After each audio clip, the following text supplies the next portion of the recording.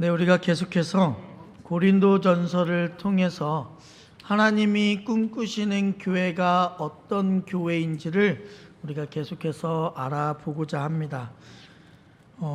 오늘 본문 말씀을 보니까 바울은 고린도전서를 통해서 강조하고 있는 것이 하나가 있는데요.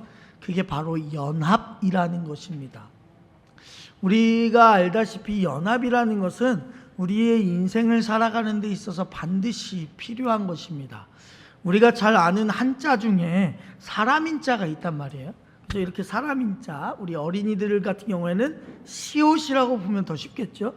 이 사람인자가 있는데 이 사람인자를 어떤 목사님께서 신학적으로 표현하셨는데, 키 큰 사람과 키 작은 사람이 서로 기대고 있는 모습을 본떠서 만든 한자다라고 말하면서 이 세상의 많은 사람들은 서로를 의지하며 연합하며 살아가야 된다라고 이야기를 하셨던 것을 본 적이 있습니다.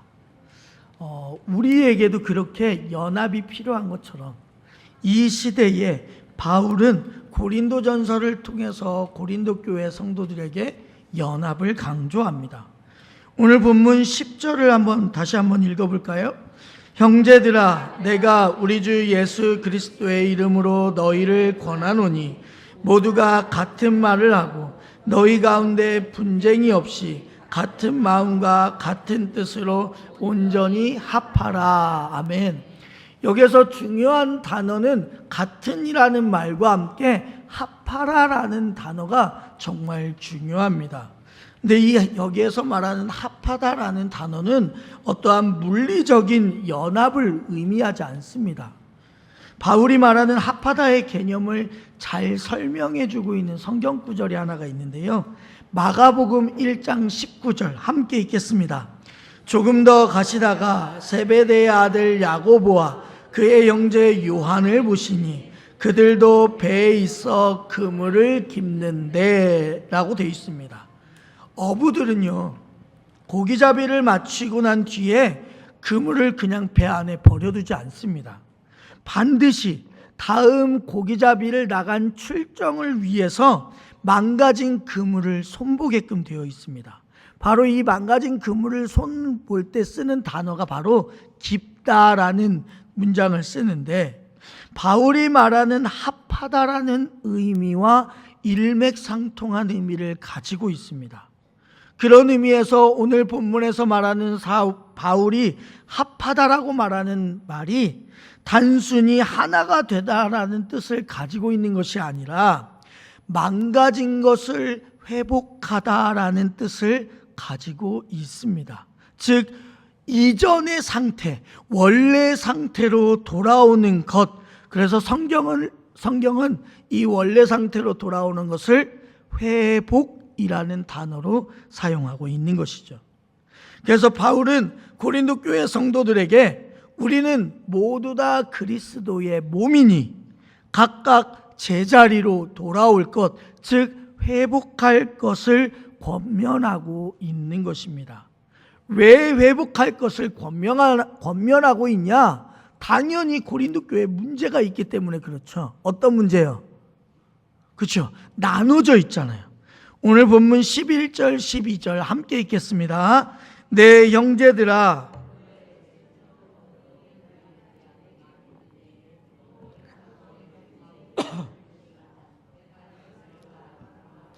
너희가 각각 이르되 나는 바울에게, 나는 아볼로에게, 나는 게바에게, 나는 그리스도에게 속한 자라 한다는 것이니, 주님만을 섬겨야 되는, 예수님만 섬겨야 되는 성도들이 자신이 좋아하는 지도자들을 앞장 세운 채 바울파, 아볼로파, 게바파, 그리스도파 총 4개의 파벌로 나뉘어서 서로 치고받고 공격하기 시작했습니다. 그러다 보니 날이 갈수록 어떤 일들이 고린도 교회에 벌어지게 됐냐면, 서로 분쟁 가운데 있다 보니까 서로의 간격들이 심하게 벌어지는 거예요. 또한 이 분쟁이 하루 이틀로 끝나는 것이 아니라 계속해서 이어지는 거예요. 그러다 보니 고린도 교회 성도들에게 어떠한 일이 발생하자 영적인 피로감이 너무나도 많이 몰려오게 되는 것이죠. 그러다 보니 결국에는 어떤 일들이 발생하냐면 고린도 교회 성도들 가운데 나 교회 다니지 않겠다 라고 교회를 떠나시는 사람, 더 나아가 이러한 교회에서 예수님을 믿을 바엔 나는 예수님 차라리 믿지 않겠다 라고 선언해 버린 사람들이 하나하나씩 생기기 시작했습니다. 여러분, 교회를 세우고 교회를 이루어가는 것은 여러분 평생을 몸바쳐야만이 그 교회가 제대로 세워지고 이루어 나가겠지만 교회가 무너지는 것은요 한순간이에요. 그래서 교회는 주님이 오실 때까지 한결같이 두렵고 떨리는 마음으로 하나님만을 겸손하게 붙들어야 되는 공동체가 바로 교회 공동체입니다. 고린도 교회는 중요한 이러한 원리를 놓치고 있었단 말이에요. 하나님의 자녀인 그들을 사랑하셔서 하나님께서 바울, 베드로, 아볼로 이러한 사람을 고린도 교회 성도들을 사랑하셨기 때문에 부르셨다는 사실을 이 고린도 교회 성도들을 까마득하게 잊고 있었어요. 그러다 보니 어떤 일들이 발생하냐? 오히려 그분의 종이라고 불려야 되는 바울, 베드로, 아볼로를 그들의 영웅으로 만들어 버렸단 말이에요. 그래서 그 사람들을 어떻게 하는 거예요? 신성시시켜 버린다는 것이죠. 예를 들어 여러분, 목회자와 성도는요 서로를 존중하면서 아름다운 교회를 만들어가야 될 책임이 있습니다. 그러나 근본적으로 제가 이 광림교회로 부름을 받은 것은 다 여러분 때문인 거예요. 제가 뭐가 잘나서 이 자리에 올 수 있었겠습니까? 저는요 아무것도 잘난 것이 없어요. 제가 여러분들보다 잘한 것이 있다면 딱 한 가지만 있는 것 같아요.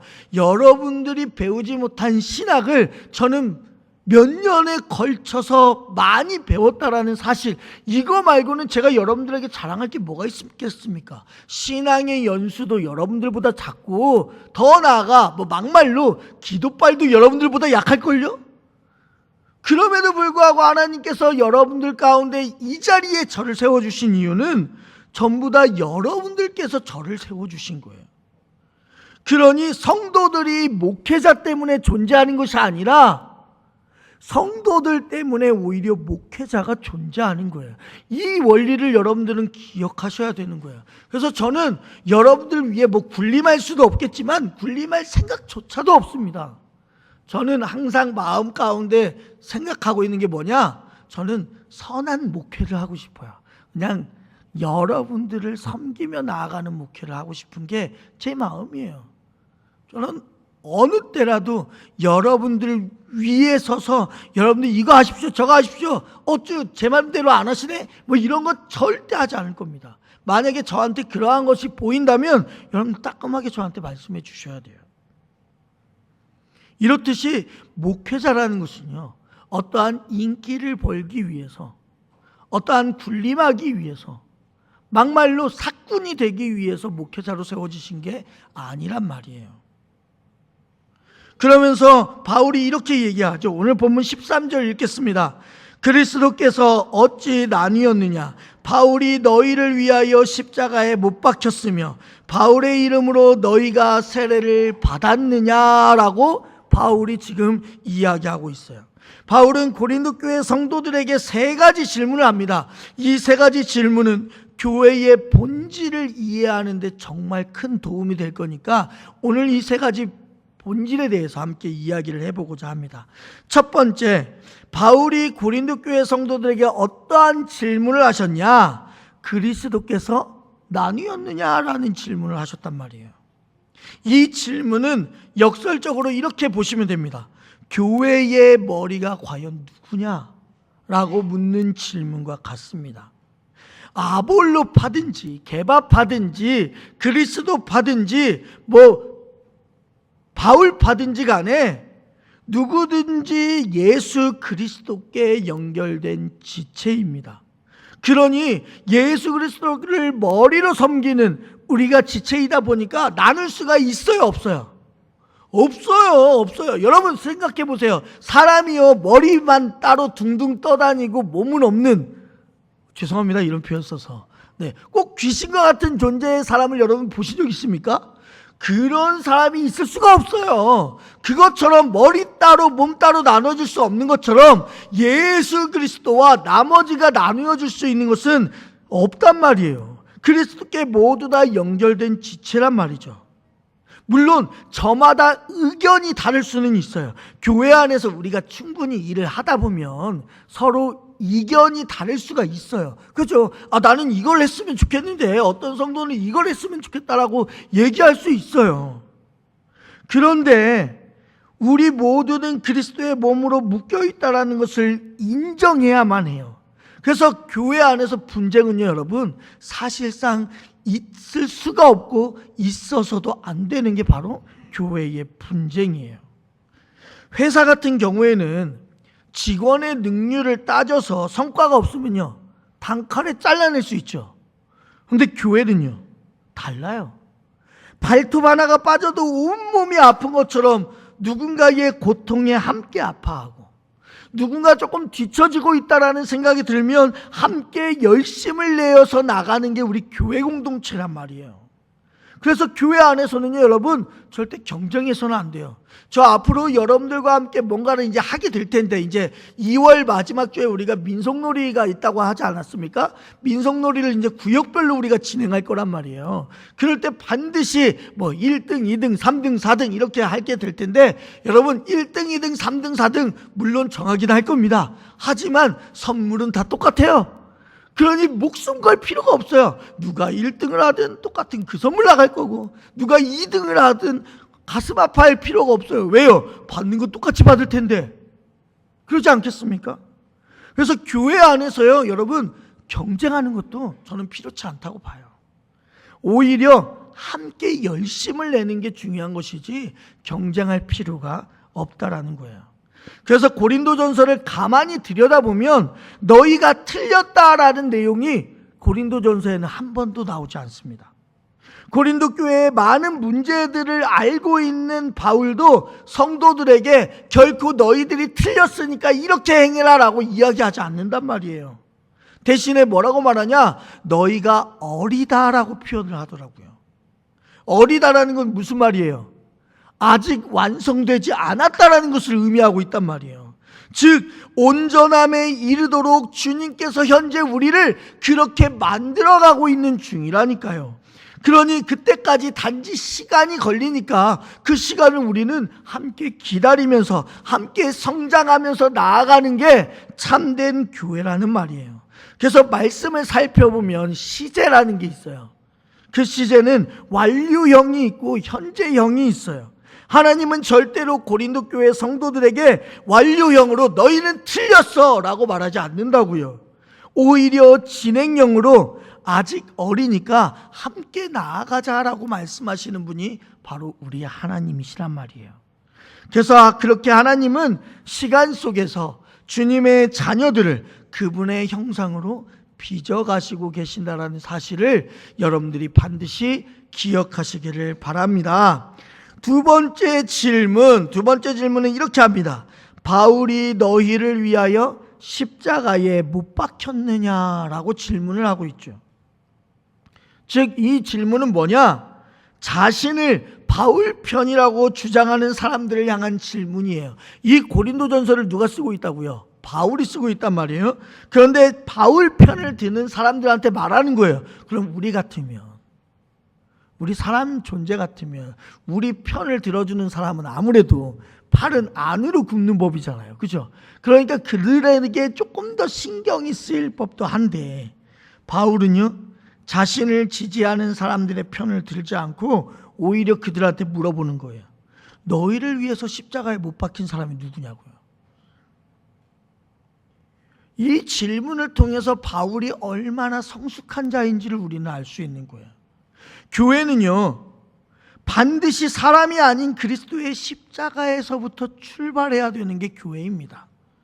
가진 자나 못 가진 자나 높은 자나 낮은 자나 모두 십자가 앞에 서면 다 죄인이에요. 목사인 저도 죄인이고 여러분들 앉아있는 여러분들 모두 다 죄인이에요. 그래서 교회에서는요, 사회적인 명성이나 소유의 여부가 한 사람의 영적인 수준이나 기준이 되어서는 안 되는 거예요.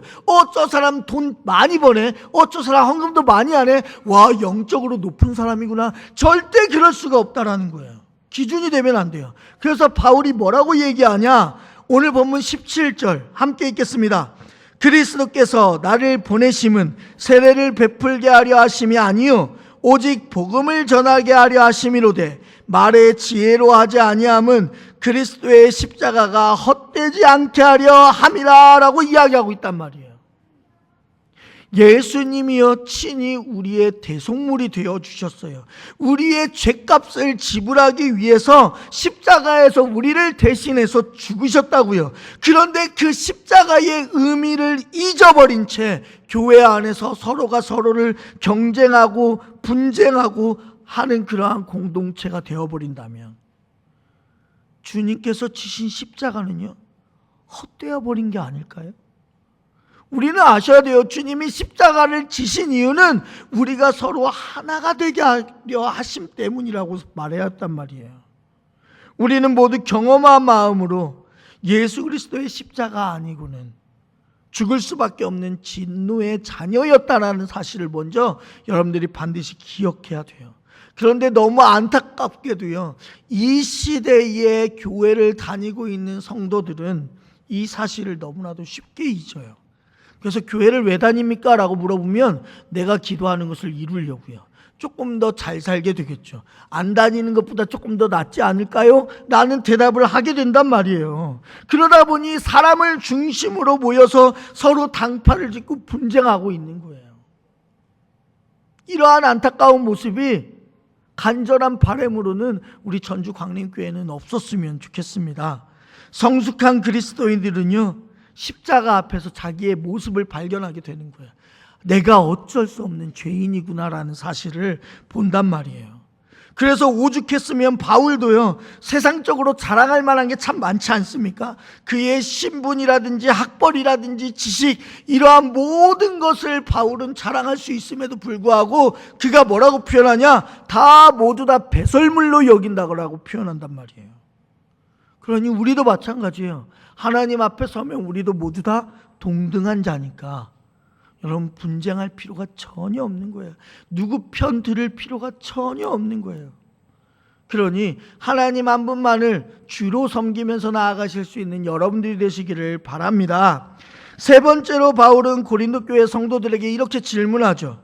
바울의 이름으로 너희가 세례를 받았느냐라고 질문합니다. 바울은 우리가 봤던 본문 14절에서 이렇게 얘기해요. 나는 그리스보와 가이오 외에는 너희 중 아무에게도 내가 세례를 베풀지 아니한 것을 감사하노니라고 얘기한단 말이에요. 즉 바울은요, 몇 사람에게만 세례를 줬어요. 성찬식에서 혹시 이런 말 들어본 적 있으십니까? 비록 세례를 받지 않았더라도 예수 그리스도를 구주로 고백하는 분은 성찬에 참여할 수가 있습니다 라는 말을 혹시 들어보신 적 있으신가요? 옛날에는요, 우리가 성찬하면 되게 철저하게 구별했습니다. 그래서 세례를 받은 분들만 성찬을 참여하게끔 돼 있었어요. 근데 요즘에는요, 세례를 받은 분들만 성찬을 주니까 몇몇 성도들이요, 나 기분 나쁘다고, 왜 나는 안 주냐고 하면서 교회를 떠나시는 분들도 몇 분들이 있었어요. 우리 광림교회는 없었겠지만 제가 이전에 있던 교회들이나 이런 분들 중에서는 왜 나도 똑같은 예배 드리러 온 사람인데 안 주냐고, 이러한 분들도 계셨단 말이에요. 근데 요즘엔 그게 완화가 돼서 요즘에는 어떻게 하냐, 세례를 받지 않았더라도 정말 예수 그리스도를 구주로 믿고 고백하고 있다면 누구든지 함께 참여하는 게 이제 세례가 되었단 말이에요. 성찬이 되었단 말이에요. 이는 뭘 의미하냐면 세례라는 것은요, 구원의 증표일 뿐이지 구원의 조건이 되지 않는단 말이에요. 세례의 진정한 의미가 뭐냐? 그리스도와 함께 죽고 그리스도와 함께 다시 살아서 그분이 이끄시는 목적지에 나도 함께 가겠습니다라고 고백하는 게 세례거든요. 그런데 고린도 교회 성도들은 세례를요, 구원의 증표로 여겨버렸단 말이에요. 그리고 세례를 아예 율법으로 만들었어요. 그러다 보니까 누구에게 세례를 받느냐가 이들에게 있어서 굉장히 중요했단 말이에요. 그걸 자랑할 수가 있었던 거예요. 그걸 계급으로 만들 수가 있었던 거예요. 얼마나 안타까운 현실이에요. 얼마나. 여러분, 신앙에 있어서 신앙은요, 두 단계가 있습니다. 첫 번째 단계가 뭐냐? 주님을 구세주로 믿는 단계예요. 예를 들면 이런 거죠. 주님은 나의 구세주이십니다. 주님이 나를 구원하셨습니다 라고 인정하는 단계가 먼저 첫 번째 단계예요. 그리고 나서 이 단계를 뛰어넘으면 그 다음으로 어떤 단계로 가냐? 예수 그리스도를 주인으로 인정하는 거예요. 예수님은 내 인생의 주인이 되십니다. 주님은 나의 진학과 결혼, 산과 죽음, 만남과 헤어짐, 기쁨과 슬픔 등 모든 내 인생에서 일어나는 모든 것의 주인이 되십니다 라고 하는 결단이 바로 두 번째 고백이란 말이에요. 그리스도인의 신앙은 이렇게 두 가지로 나눠져요. 그리스도를 구세주로 영접함으로부터 시작을 해서 그 뒤에 모든 삶의 문제와 모든 영역을 주님의 것임으로 인정하는 단계까지 나아가는 게 우리에게 있어서 신앙이라고 말할 수 있단 말이에요. 그런데 지금 고린도 교회가 봉착한 문제가 뭐예요? 사람을 중심으로 당파를 짓고 분쟁하는 거예요. 사람을 중심으로 모이다 보니까 그리스도라는 이러한 존재가 사라져버리게 된 거예요. 사람이 모이는 곳이 되어버린 거예요. 여러분, 교회는요, 그러한 교회가 되면 안 돼요. 여러분들 마음 가운데 나 정말 교회 다니는 거 사람 보러 와, 친구 만나러 와, 일주일에 한 번씩 보는 친한 사람들 만나러 와 라고 한다면 죄송하지만 여러분, 교회 안 나오셔도 돼요. 안 나오셔도 돼요. 그러려고 여러분, 하나님이 여러분들의 핏값을 주시면서까지 여러분 사지 않으셨어요. 나 사람 만나러 와 하는 것 때문에 여러분들의 그 하나님께서 흘리신 그 피가 값싼 피로 전락해버리면 안 될 거 아니겠습니까? 우리 예수 그리스도의 보혈이 얼마나 귀한 건데요. 그러니 저는 간절히 원하는 것은 우리 교회에서는요, 정식적으로 임명하고 결정한 조직 외에는 어떠한 사조직도 있어서는 안 돼요. 제가 지난번에도 한번 말씀드렸는데 어떠한 사조직도 있어서는 안 됩니다. 우리 광림교회 성도님들은 그리스도의 십자가가 헛되이 되는 그러한 결과를 낳지 않으셨으면 좋겠단 말이에요.